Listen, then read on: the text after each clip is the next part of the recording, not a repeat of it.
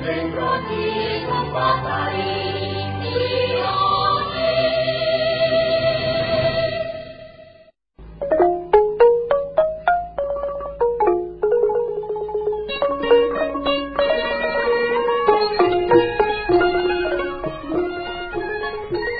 ូមជម្រាបសួរលោកអ្នកនាងដែលកំពុងស្ដាប់កម្មវិធីព័ត៌មានពេលថ្ងៃត្រង់របស់ VOD ដែលមានផ្សាយផ្ទាល់តាមរយៈវិទ្យុសារិកា FM 106.5 រាជធានីភ្នំពេញវិទ្យុ FM 95.5 ខេត្តសៀមរាបនិងវិទ្យុគិរីដងរែក FM 90.25 ខេត្តឧត្តរមានជ័យជាទីមេត្រីមាតិកាព័ត៌មានសំខាន់ៗសម្រាប់ថ្ងៃអង្គារទី 1 ខែកក្កដាឆ្នាំ 2014 នេះរួមមានសមាគមពង្រឹងសេដ្ឋកិច្ចក្រៅប្រព័ន្ធកម្ពុជាប្រមានធ្វើបាតុកម្ម 3 ថ្ងៃប្រឆាំងអំពើពុករលួយនៅក្រុងប៉ោយប៉ែតគរុសិស្ស268 នាក់នៅសៀមរាបធ្វើកោតកម្មមិនចូលរៀនដើម្បីទាមទារបេក្ខភាព 2 នាក់ចូលប្រឡងវិញរួមទាំងព័ត៌មានសំខាន់មួយចំនួនទៀតដែលនឹងជម្រាបជូនលោកអ្នកនាងស្ដាប់ជាបន្តបន្ទាប់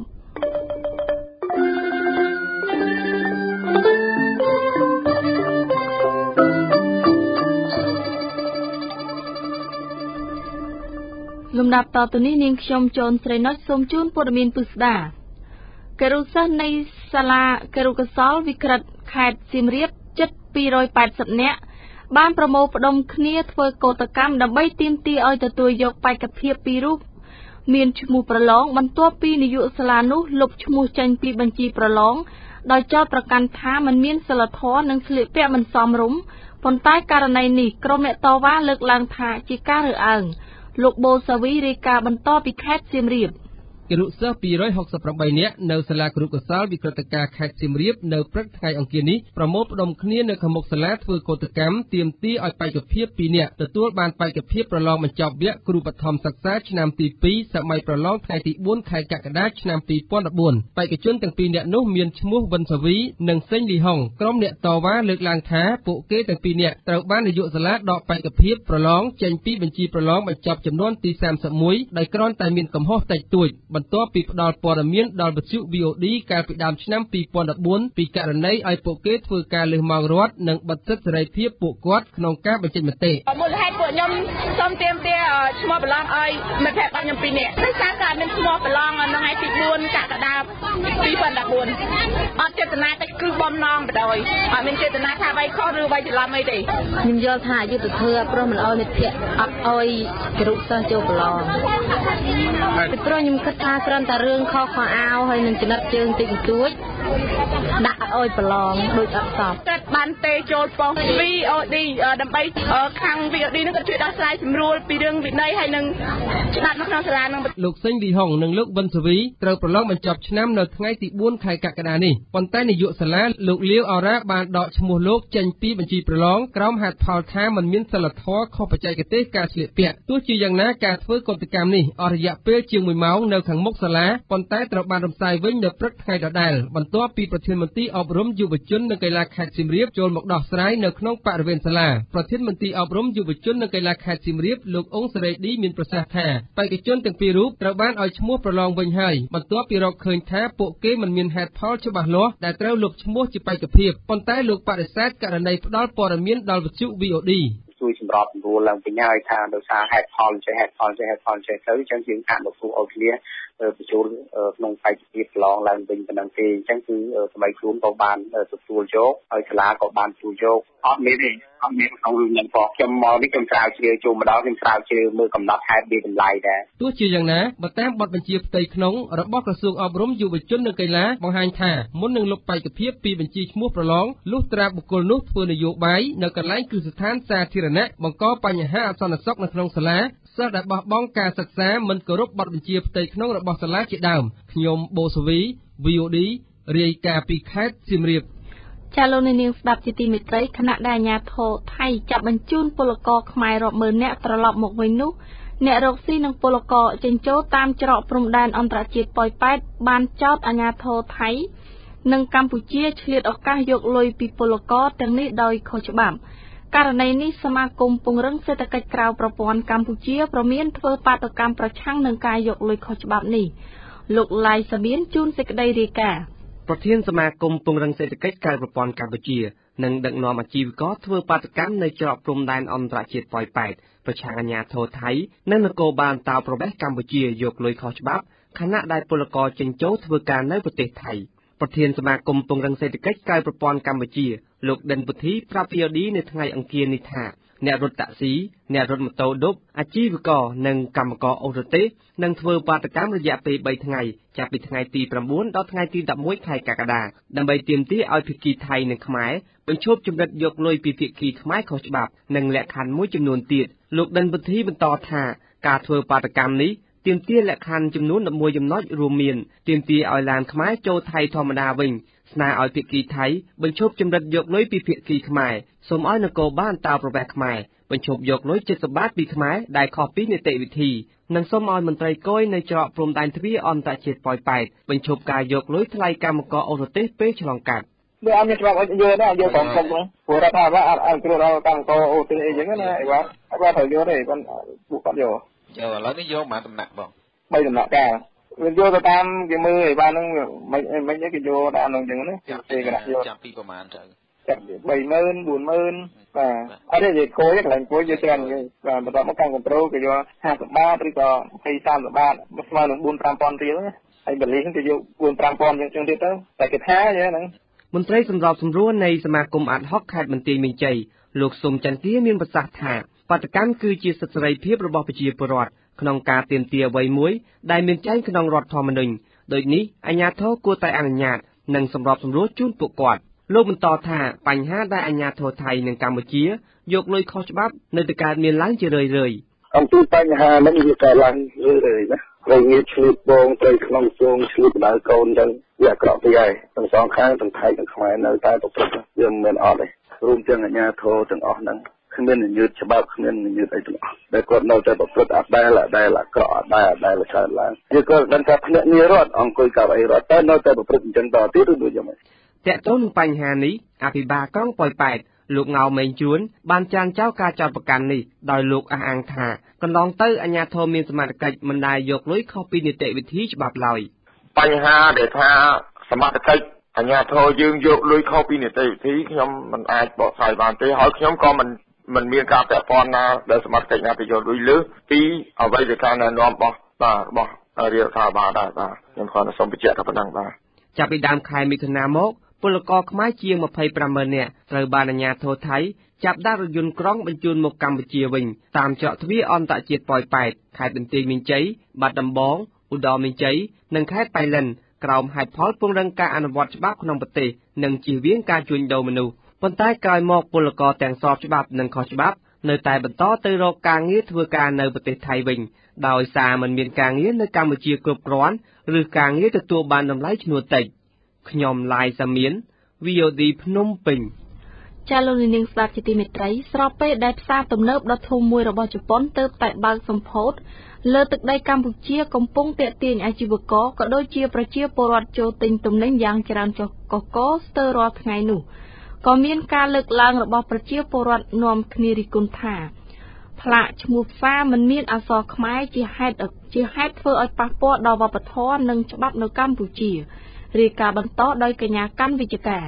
ប្រជាពលរដ្ឋបានរិះគន់ទៅលើផ្សារទំនើបរបស់ជប៉ុនដ៏ធំបំផុតមួយនៅកម្ពុជាដែលទេពតាសម្ពោធដាក់ឲ្យប្រើប្រាស់ជាផ្លូវការម្សិលមិញនេះថាមិនសមស្របទៅនឹងច្បាប់និងវប្បធម៌របស់កម្ពុជាបើតាមប្រជាពលរដ្ឋលើកឡើងដូចគ្នាថាការដែលផ្សារទំនើបដ៏ធំមួយរបស់បរទេសសាងសង់លើទឹកដីកម្ពុជាដែលមានឈ្មោះថា Eon មិនមានអក្សរខ្មែរហាក់ដូចជាមិនសមស្របទៅនឹងប្រពៃណីវប្បធម៌របស់កម្ពុជាឡើយពួកគេលើកឡើងថារដ្ឋាភិបាលគួរតែមានវិធានការកែប្រែឲ្យមានការដាក់បន្ថែមអក្សរខ្មែរស្របតាមច្បាប់ពាណិជ្ជកម្មកម្ពុជាពលរដ្ឋម្នាក់ដែលកំពុងដើរមើលទំនិញក្នុងផ្សារទំនើប Eon អ្នកស្រីច័កសុកហៀងប្រាប់ VOD នៅព្រឹកថ្ងៃច័ន្ទម្សិលមិញថាការដាក់ឈ្មោះហាងដែលសាងសង់លើទឹកដីកម្ពុជាដែលប្រើតែភាសាបរទេសហើយមិនមានប្រើភាសាខ្មែរបែបនេះមិនត្រឹមត្រូវទេអ្នកស្រីថាផ្សារទំនើបរបស់ជប៉ុននេះគួរតែផ្លាស់ប្ដូរឲ្យមានភាសាខ្មែរដើម្បីបញ្ជាក់ពីវប្បធម៌របស់ខ្មែរ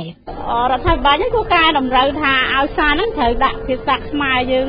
បើនេះជាទឹកដីខ្មែរដូចថាដាក់ភាសាខ្មែរពីលើល្អជាង ភាសាជនជាតិគេហ្នឹងហើយព្រោះអីជាទឹកដីខ្មែរយើងពលរដ្ឋម្នាក់ទៀតលោកមេងហេងលើកឡើងដែរថាខ្មែរត្រូវគោរពតាមប្រពៃណីវប្បធម៌ខ្មែរមិនគួរប្រើប្រាស់តែភាសាបរទេសបែបនេះទេលោកថារដ្ឋាភិបាលគួរតែរៀបចំឡើងវិញដោយមានដាក់អក្សរខ្មែរនៅពីលើនិងធំជាងអក្សរបរទេសដើម្បីឲ្យត្រឹមត្រូវតាមច្បាប់កម្ពុជា VOD មិនអាចតាក់ទងសុំការអធិប្បាយពីរដ្ឋមន្ត្រីក្រសួងពាណិជ្ជកម្មលោកស៊ុនចន្ទថុលនិងអ្នកនាំពាក្យលោកសួងសម្បត្តិបានទេពាក់ព័ន្ធនឹងការលើកឡើងនេះប្រធានមជ្ឈមណ្ឌលវប្បធម៌ជាតិពាក់ព័ន្ធនឹងសិលធម៌សង្គមលោកប៉ូសំណាងមានប្រសាសន៍ថានេះជាកំហុសរបស់រដ្ឋាភិបាលនិងស្ថាប័នពាក់ព័ន្ធដែលមិនបានពិនិត្យមើលឲ្យបានគ្រប់ជ្រុងជ្រោយជាហេតុធ្វើឲ្យផ្សារទំនើបដ៏ធំមួយនៅលើទឹកដីកម្ពុជាបែរជាមិនមានប្រើប្រាស់ភាសាខ្មែរបែបនេះព្រោះតែវាការខុសឆ្គងឈុនណាបើសិនណាបើយើងមិនកលេចមើលឲ្យបានទីជម្រៅយើងគិតតែពីផ្ដល់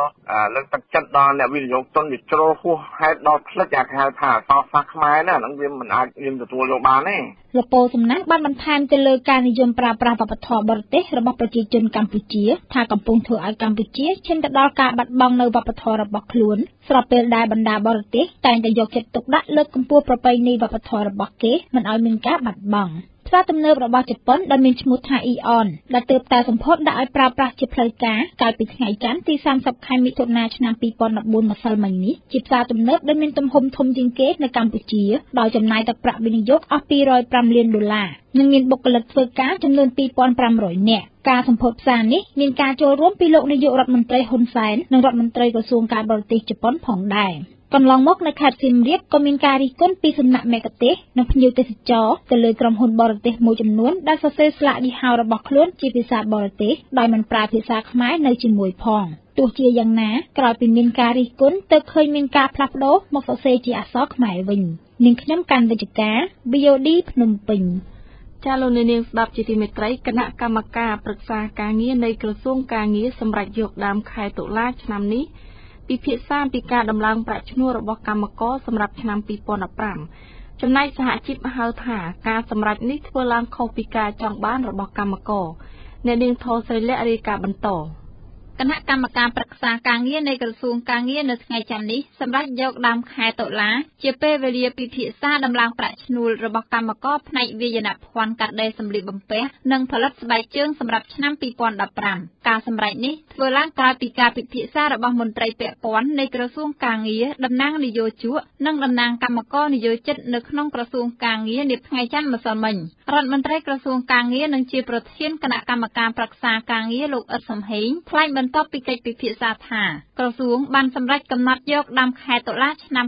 2014ជាថ្ងៃបើកកិច្ចប្រជុំគណៈកម្មការប្រឹក្សាការងារដើម្បីសម្រេចប្រាក់ឈ្នួលអបបរមាផ្នែកវាយនភ័ណ្ឌកាត់ដេរសម្លៀកបំពាក់និងផលិតស្បែកជើងសម្រាប់ឆ្នាំ2015បានន័យថាខាងសហជីពគឺគ្រប់សហជីពទាំងអស់គឺនឹងធ្វើការពិភាក្សានៅក្នុងផ្ទៃក្នុងតើចង់បានអាពាហ៍ពិពាហ៍ប្រាក់ឈ្នួលប្រមាណនៅក្នុងឆ្នាំសម្រាប់យកមកពិភាក្សាជារួមហើយខាងទីគ្រីយោជកក៏ដូចគ្នាខាងរដ្ឋាភិបាលក៏ដូចគ្នាហើយចាប់ពីខែ8ខែសីហានឹងមានការប្រជុំទ្វេភាគីសហជីពជាមួយយោជកសហជីពជាមួយនឹងខាង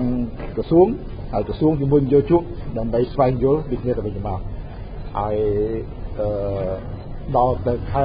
9យើងនឹងមានការប្រជុំត្រីភាគីដើម្បីនឹងពិភាក្សាគ្នាហើយរហូតដល់ខែ10គណៈកម្មការប្រឹក្សាការងារនឹងប្រជុំឡើងវិញដើម្បីកំណត់ថាតើប្រាក់ឈ្នួលឆ្នាំ2015ចំនួនប្រមាណហើយក្រសួងការងារនឹងសហការជាមួយនឹងអង្គការ ILO ដើម្បីផ្ដល់ជំនួយបច្ចេកទេសដល់គ្រប់ភាគីទាំងអស់ដើម្បីនឹងធ្វើការសិក្សាហើយនឹងបញ្ចេញយោបល់ដោយទៅតាមគោលការណ៍ដែលបានឯកភាពគ្នារួចហើយលោកអាន់ថុនប្រធានសម្ព័ន្ធសហជីពប្រជាធិបតេយ្យកម្មករកាត់ដេរកម្ពុជាហៅកាត់ស៊ីខាឌូមានប្រសាសន៍ថាការសម្រេចនេះគឺខុសពីអ្វីដែលកម្មករចង់បានលោកថាកម្មករចង់ឲ្យឡើងប្រាក់ខែនៅឆ្នាំនេះតែសហជីពដែលចូលចរចាហាក់មិនបានតំណាងឲ្យកម្មករនោះទេមកដល់ពេលនេះគឺយើងមើលនៅតែការសម្រេចរបស់ LAC គឺនៅតែបញ្ជាពេលឆ្នាំក្រោយដដែលហើយមិនបានដោះស្រាយបញ្ហាអាសេសសងបញ្ចប់ទេឬមួយទៀតចំពោះសមាជិកគណៈកម្មការប្រឹក្សាការងារនេះយើងក៏បានស្នើពេលអង្គប្រជុំយើងបានស្នើថាឲ្យមានសមាជិកភាពស្មើគ្នាមានន័យថាកម្មករ7នាក់យោជក7នាក់រដ្ឋាភិបាល7នាក់គឺស្មើ5ក៏បាន7ក៏បាន10ក៏បានវាថាម៉េចស្មើគ្នាទី1ទី2សមាជិកភាពដែលរើសចេញពីកម្មករគួរតែតំណាងឲ្យកម្មករពិតប្រាកដគុំខ្លួនឯងតំណាងឲ្យកម្មករប៉ុន្តែអត់មានសមាជិកផងប៉ុន្តែមានសិទ្ធិនៅក្នុង LAC ដែរ លោកអាត់ធុនបន្ថែមថាសហជីពលោកនៅតែស្នើឲ្យមានការដោះស្រាយបញ្ចប់បញ្ហាដែលកម្មករទាមទារនៅឆ្នាំ2014នេះសិនមុននឹងកំណត់គោលការណ៍សម្រាប់ឆ្នាំក្រោយសូមបញ្ជាក់ថាចាប់តាំងពីចុងឆ្នាំ2013រហូតមកដល់ពេលនេះកម្មករបាតកម្មជាបន្តបន្ទាប់ដើម្បីទាមទារដំឡើងប្រាក់ឈ្នួលគោលអបបរមាចំនួន$160ក្នុងមួយខែក្នុងការទាមទារនោះឈានដល់ផ្ទុះហិង្សាបណ្ដាលឲ្យមនុស្ស5នាក់ស្លាប់និងជិត40នាក់ទៀតរងរបួសនិង23នាក់ត្រូវបានជាប់ពាក្យបណ្ដឹងនៅតុលាការនាងខ្ញុំថុលស្រីលក្ខ VOD ភ្នំពេញចាលោកនាងស្ដាប់ជាទីមេត្រីនៅថ្ងៃច័ន្ទម្សិលមិញមជ្ឈមណ្ឌលអប់រំច្បាប់សម្រាប់សហគមន៍ដាក់ដំណើរការប្រព័ន្ធឆ្លើយតបជាសម្លេងនិងគេហទំព័រសម្លេងប្រជាពលរដ្ឋ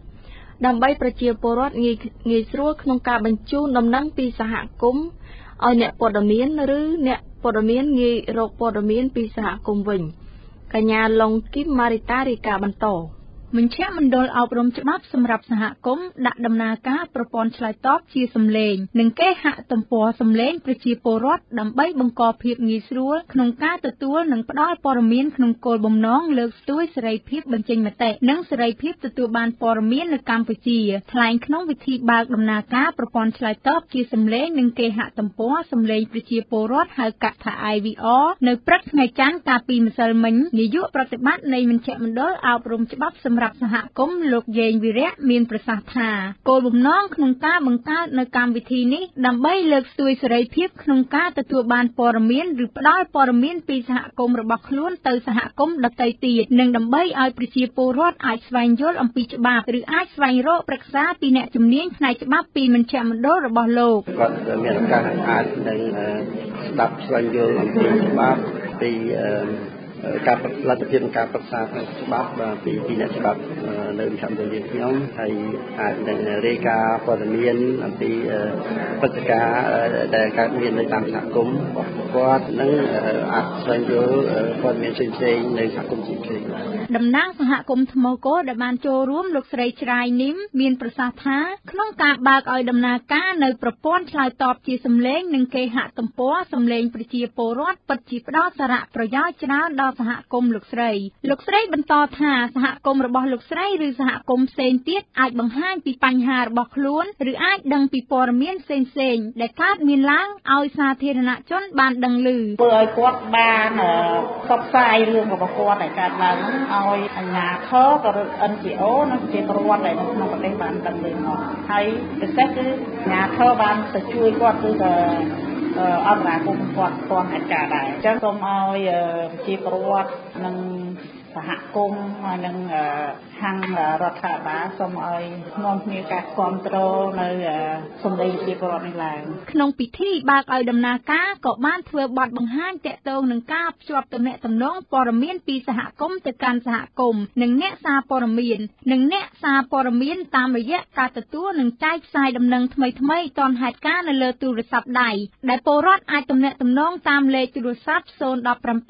22 11 02និងគេហទំព័រ www.vopkh.net ខ្ញុំឡុងគីម៉ារីតា VOD ភ្នំពេញចាលោកនាងស្ដាប់ជាទីមេត្រីព័ត៌មានជាតិនៅពេលនេះចាប់តែប៉ុណ្ណេះបន្ទាប់ពីព័ត៌មានអន្តរជាតិលោកអ្នកនឹងបានស្ដាប់បទវិភាគតើក្រោយការបោះបង្គោលព្រំដែននៅមានតំបន់ទៀតទេសំឡេងប្រជាធិបតេយ្យព័ត៌មានឯករាជ្យព័ត៌មានអន្តរជាតិនៅពេលនេះជម្រាបជូនដល់លោកនួនបូរិនយិនឡាក់ទទូចសុំស្ថាប័នប្រឆាំងអំពើពុករលួយបន្ថែមសាក្សីដើម្បីការពារខ្លួនតែត្រូវបានបដិសេធលោកស្រីយិនឡាក់អតីតនាយករដ្ឋមន្ត្រីថៃសូមអង្វរក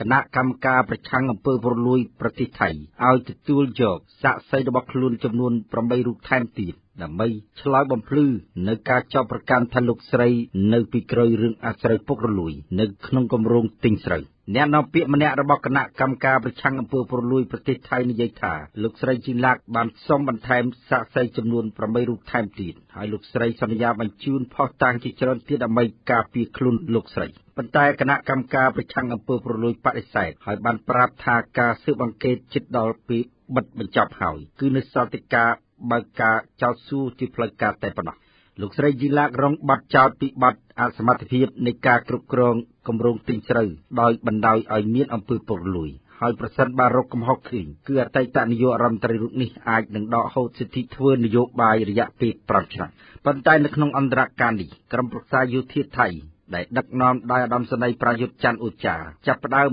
ដោះស្រាយវិបត្តិក្នុងគម្រោងទិញស្រូវបានជាបណ្ដាហើយដោយបញ្ចេញសាច់ប្រាក់រាប់ពាន់លានបាតដើម្បីទូទាត់សងការខូចខាតទៅឲ្យកសិករដែលបញ្ហានេះធ្វើឲ្យកសិករថៃមានការត្រេកអរចំពោះវិធានការរបស់យោធាហើយពួកគេចាត់ទុកលោកប្រយុទ្ធច័ន្ទអូចាគឺជាមេដឹកនាំអាចដោះស្រាយទុក្ខធុរៈរបស់កសិករថៃបានករណីពុករលួយនៅប្រទេសចិននោះវិញគណៈបកកុម្មុយនីសចិនបណ្ដេញមន្ត្រីជាន់ខ្ពស់របស់ខ្លួនចំនួន4រូបក្នុងករណីពុករលួយដែលក្នុងនោះមានទាំងប្រធានត្រួតពិនិត្យទ្រព្យសម្បត្តិរដ្ឋឧត្តមសេនីយ៍មួយរូបហើយនិងពីររូបទៀតជាមន្ត្រីព្រៃការគណៈតុលាការរបស់ប្រទេសធំនេះនឹងចេញដីកានាំខ្លួនមកសាកសួរនៅពេលឆាប់នេះបរិះ4រូបនេះគឺលោកជាងមីនជាប្រធានអ្នកត្រួតពិនិត្យសន្តិសុខទ្រព្យសម្បត្តិរបស់រដ្ឋលោកលីដុងសេងជាអនុប្រធាន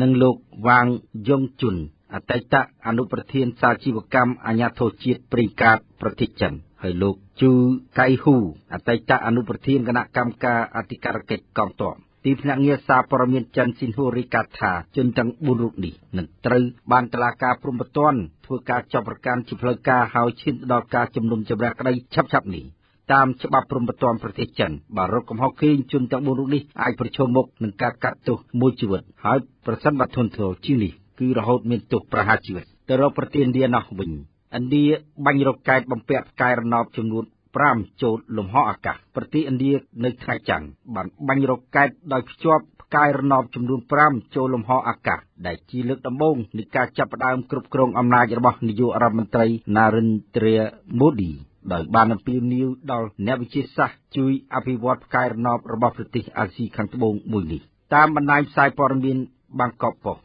រ៉ុកែតនេះបានបាញ់បង្ហោះនៅម៉ោង 11:20 នាទីនៅថ្ងៃទី30មិថុនាហើយជាស្នាដៃរបស់អង្គការស្រាវជ្រាវលំហអាកាសឥណ្ឌារ៉ុកែតនេះត្រូវបានបាញ់ចេញនៅតំបន់ឆ្នេរភាគនិរតីប្រទេសឥណ្ឌាលោកនាយករដ្ឋមន្ត្រីម៉ូឌីមានប្រសាសន៍ថាផ្កាយរណបនេះវាអាចហក់ចូលទៅកន្លងផែនដីដោយចម្ងាយ660គីឡូម៉ែត្រពីផែនដីប៉ុន្តែនេះគឺជាលើកដំបូងហើយដែលប្រទេសឥណ្ឌាក្រុមការដឹកនាំរបស់នាយករដ្ឋមន្ត្រី Narendra Modi មកពីគណៈបក Bharatiya Janata បានធ្វើការបាញ់បង្ហោះផ្កាយរណបដោយជោគជ័យតាមទីភ្នាក់ងារសារព័ត៌មានឥណ្ឌា IN ឲ្យដឹងថាប្រទេសឥណ្ឌាបានបាញ់បង្ហោះរ៉ុកែតតាំងពីឆ្នាំ1999ដោយសហការជាមួយបរទេសហើយមកដល់ពេលនេះមានផ្កាយរណបចំនួន40គ្រឿងដែលកំពុងប្រតិបត្តិការនៅលើលំហអាកាសវិទ្យាព្រឹត្តិការណ៍ប្រជាពលរដ្ឋនៅតាមតំបន់ព្រំដែនកម្ពុជាវៀតណាមអះអាងថាក្រោយការបោះបង្គោលព្រំដែនហើយខាងភាគីវៀតណាមអត់មានតំបន់សទេពោលគឺប្រជាពលរដ្ឋវៀតណាមអាចធ្វើការអភិវឌ្ឍមកដល់បង្គោលព្រំដែនប៉ុន្តែភាគីវៀតណាមបានហាមឃាត់មិនឲ្យប្រជាពលរដ្ឋខ្មែរខ្វៀលគោក្របីឬកាប់រៀនព្រៃធ្វើស្រែចម្ការនៅជិតតំបន់ព្រំដែនឡើយដោយសំអាងថាជាតំបន់សតើក្រោយការបោះបង្គោលព្រំដែនកំណត់ខណ្ឌសីមាប្រទេសនីមួយៗហើយតំបន់សនៅបន្តមានទៀតទេសូមស្ដាប់បទវិភាគដែលរៀបរៀងដោយលោកណុលតារានៅពាក់កណ្ដាលទសវត្សរ៍ឆ្នាំ1990វិទ្យុផ្សាយសម្លេងជាភាសាខ្មែរដែលមានមូលដ្ឋាននៅក្រៅប្រទេសបានផ្សាយជារឿយៗពីបញ្ហាតំបន់សនៅរវាងព្រំដែនខ្មែរយួនតាំងពីពេលនោះមកកាលណានិយាយពីបរិបទតាក់ទងនឹងពាក្យថាតំបន់សប្រជាពលរដ្ឋខ្មែរហាក់យល់ខ្លឹមសារនៃពាក្យនេះដោយមិនបាច់មានវចនានុក្រមឬសន្ទានុក្រមពន្យល់ឡើយសាស្ត្រាចារ្យច្បាប់អន្តរជាតិបង្រៀននៅសាកលវិទ្យាល័យឯកជនលោកបណ្ឌិតមាសបូរ៉ាបកស្រាយតាមការយល់ឃើញរបស់លោកថាតំបន់សជាតំបន់ដែលនៅចន្លោះរវាងប្រទេសពីរជាប់ព្រំដែនគ្នាហើយគេនៅមិនទាន់ច្បាស់ថាតំបន់នោះបានទៅខាងប្រទេសណាឬជាតំបន់ដែលនៅប្រទីងប្រទង់គ្នាថ្មីនេះពាក្យថាតំបន់សបានផ្ទុះឡើងវិញក្នុងនោះមានករណីនៅឃុំរុងស្រុកមេមត់ខេត្តត្បូងឃ្មុំដែលស្ថិតនៅចន្លោះបង្គោលព្រំដែនលេខ98និងលេខ99និងករណីនៅស្រុករមាសហែកខេត្តស្វាយរៀង ប្រជាពលរដ្ឋអះអាងថាក្រោយការបោះបង្គោលព្រំដែនហើយខាងភាគីវៀតណាមអត់មានតំបន់សទេគេធ្វើការអភិវឌ្ឍមកដល់បង្គោលព្រំដែនតែម្ដងប៉ុន្តែភាគីវៀតណាមមិនអនុញ្ញាតឲ្យប្រជាពលរដ្ឋខ្មែរឃ្វាលគោក្របីឬកាប់រៀនដីព្រៃធ្វើស្រែចម្ការនៅជិតតំបន់ព្រំដែនឡើយដោយប្រើពាក្យថាជាតំបន់សទោះបីជាដីនោះស្ថិតនៅចម្ងាយ300ម៉ែត្រពីបង្គោលព្រំដែនចូលមកក្នុងដីខ្មែរក៏ដោយតើក្រោយការបោះបង្គោលព្រំដែនកំណត់ខណ្ឌសីមាប្រទេសនីមួយៗហើយតំបន់សនៅបន្តមានទៀតទេតាមគេហទំព័រ AKP ចេញផ្សាយថ្ងៃទី24ខែមិថុនាឆ្នាំ2012ដោយបានស្រង់ប្រសាសន៍លោកនាយករដ្ឋមន្ត្រីហ៊ុនសែននៅថ្ងៃសម្ពោធបង្គោលព្រំដែនលេខ314ថាព្រំដែនកម្ពុជាវៀតណាមមានប្រវែង 1270 គីឡូម៉ែត្រកាសែតក្នុងស្រុកមួយផ្សាយជាភាសាខ្មែរដែលបានសម្ភាសន៍ប្រធានគណៈកម្មាការព្រំដែនលោកវ៉ាកំហុងនៅថ្ងៃទី16ខែមិថុនាឆ្នាំ2012ថាការបោះបង្គោលព្រំដែនគោករវាងប្រទេសកម្ពុជានិងវៀតណាមមកដល់ពេលនេះបានចំនួន280បង្គោលហើយក្នុងចំណោមបង្គោល314បង្គោលព្រំដែនរវាងប្រទេសទាំងពីរលោកបណ្ឌិតមាសបូរ៉ាមានប្រសាសន៍ថាការបោះបង្គោលព្រំដែនរវាងប្រទេសពីរជាប់គ្នាបញ្ជាក់ពីការឯកភាពគ្នាទទួលស្គាល់ព្រំខណ្ឌសីមាប្រទេសរៀងៗខ្លួនតែបោះបង្គោលព្រំដែនតំបន់សនោះវាមកបានបោះបង្គោលព្រំដែនមានន័យថាជាទីទទួលស្គាល់ថាដីកន្លែងណាគឺដីរបស់ខ្លួនទេតាមគេហទំព័រ AKP ចេញផ្សាយថ្ងៃទី24ខែមិថុនាឆ្នាំ2012ដែលនិយាយពីការសម្ពោធបង្គោលព្រំដែនលេខ314នាយករដ្ឋមន្ត្រីនៃប្រទេសកម្ពុជានិងវៀតណាមអះអាងថានៅពេលដែលការងារបោះបង្គោលនិងខណ្ឌសីមាព្រំដែនត្រូវបានធ្វើរួចរាល់ហើយគឺខ្សែព្រំដែននេះត្រូវដើរស្របគ្នាទៅនឹងការកាន់កាប់ជាក់ស្ដែងរបស់ប្រជាជនដែលរស់នៅតាមបណ្ដោយព្រំដែនហើយប្រែក្លាយព្រំដែនកម្ពុជាវៀតណាមឲ្យទៅជាព្រំដែនសុខសន្តិភាពមិត្តភាពសហប្រតិបត្តិការនិងការអភិវឌ្ឍលើគ្រប់វិស័យប៉ុន្តែបើតាមការអះអាងរបស់ប្រជាពលរដ្ឋនៅឃុំរូងស្រុកមេមត់ខេត្តត្បូងឃ្មុំនិងនៅស្រុករមាសហែកខេត្តស្វាយរៀងបញ្ជាក់ថាការបដិញ្ញារបស់នាយករដ្ឋមន្ត្រីទាំងពីរគ្មានតម្លៃអ្វីសម្រាប់ប្រជាពលរដ្ឋខ្មែរឡើយគឺសេចក្តីសុខសន្តិភាពមានសម្រាប់តែភាគីវៀតណាមប៉ុណ្ណោះម្យ៉ាងក្នុងការបោះបង្គោលព្រំដែនរវាងកម្ពុជានិងវៀតណាមនេះទៀតសោតទាំងបកប្រឆាំងនិងទាំងគណៈកម្មការព្រំដែនខ្មែរដែលមានមូលដ្ឋាននៅប្រទេសបារាំងសុទ្ធតែប្រឆាំងយ៉ាងខ្លាំងក្លាដោយចោទថាវាបានធ្វើឲ្យបាត់បង់ទឹកដីខ្មែរចន្លោះពី 4,000 ទៅ 6,000 គីឡូម៉ែត្រការ៉េទៅខាងប្រទេសវៀតណាមជាពិសេសធ្វើឲ្យបាត់កោះត្រល់និងបូរណភាពដែនទឹកសមុទ្ររបស់កម្ពុជាប្រមាណ 10,000 គីឡូម៉ែត្រការ៉េតាមលោកសៀនបេសែប្រធានគណៈកម្មការព្រំដែនខ្មែរដែលមានមូលដ្ឋាននៅប្រទេសបារាំងឲ្យដឹងថានៅសម័យសង្គមរាស្ត្រនិយមព្រំដែនខ្មែរយួនមិនមានតំបន់សទេហើយលោកពុំធ្លាប់ឮគេប្រើពាក្យថាតំបន់សនៅលើពិភពលោកនេះផងទើបតែឮនៅសម័យលោកហ៊ុនសែនដឹកនាំរដ្ឋាភិបាលតែប៉ុណ្ណោះប៉ុន្តែលោកបញ្ជាក់ថាបើប្រទេសពីរមានតំបន់ណាមួយមិនច្បាស់លាស់ជាមួយគ្នានោះគេអាចសម្រេចជាមួយគ្នាថាកុំអាលធ្វើអ្វីនៅទីនោះលោកសៀនពេញខ្សែមានប្រសាសន៍បន្ថែមថានៅស្រុកខ្មែរតាំងពីដើមមកគឺច្បាស់លាស់ណាស់មិនដែលមានតំបន់សទេហើយវៀតណាមគោរពអធិបតេយ្យភាពខ្មែរតាមដែលផែនទីដែលបារាំងទុកឲ្យលោកបន្ថែមថានៅសម័យសង្គមរាស្ត្រនិយមគឺមុនពេលយួនចូលស្រុកខ្មែរព្រំប្រទល់ដែនខ្មែរជាមួយយួនមិនមានកន្លែងណាមួយដែលមិនច្បាស់លាស់នោះទេយួននឹងបានគោរពសិទ្ធិសេរីក្នុងឆ្នាំ1964នេះនឹងគឺគោរពសិទ្ធិសេរីអ្វីដែលមានការដែលទទួលស្គាល់ទៅមកយួននឹងខ្មែរហើយដូច្នេះយើងគឺបានធ្វើការនៅក្នុងរដ្ឋាភិបាលគេថានឹងទទួលស្គាល់សិទ្ធិសេរីដែលទទួលស្គាល់ផងហើយនឹងទទួលស្គាល់សិទ្ធិសេរីរបស់ប្រជាជនប្រធានគណៈកម្មការព្រំដែនជាតិលោកវ៉ាកំហុងច្រានចោលករណីតំបន់សលោកថាខ្មែរមិនដែលទទួលស្គាល់ថាមានតំបន់សម្ដងណាទេលោកមានប្រសាសន៍ថាបើមានករណីដោយការលើកឡើងរបស់ប្រជាពលរដ្ឋនៅស្រុកមេមត់មែនលោកស្នើឲ្យប្រជាពលរដ្ឋដាក់ពាក្យបណ្ដឹងទៅអាជ្ញាធរដើម្បីរកដំណោះស្រាយ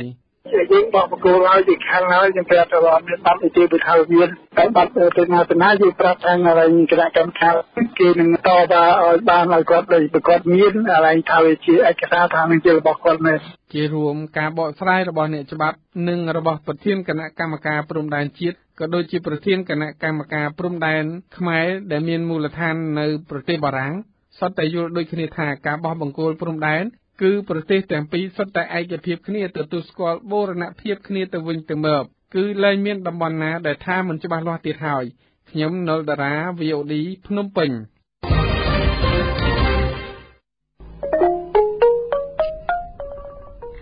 ចាលោកនាងស្ដាប់ជាទីមេត្រីកម្មវិធីព័ត៌មានពេលថ្ងៃត្រង់របស់ VOD ដែលបានផ្សាយជូនលោកនាងស្ដាប់នៅពេលនេះចាប់តែប៉ុណ្ណេះសូមលោកនាងរងចាំស្ដាប់ព័ត៌មានខ្លីរៀងរាល់ម៉ោងនិងព័ត៌មានពេលល្ងាចរបស់ VOD នាងខ្ញុំក៏សូមជម្រាបថាចាប់ពីថ្ងៃទី1ខែកក្កដាឆ្នាំ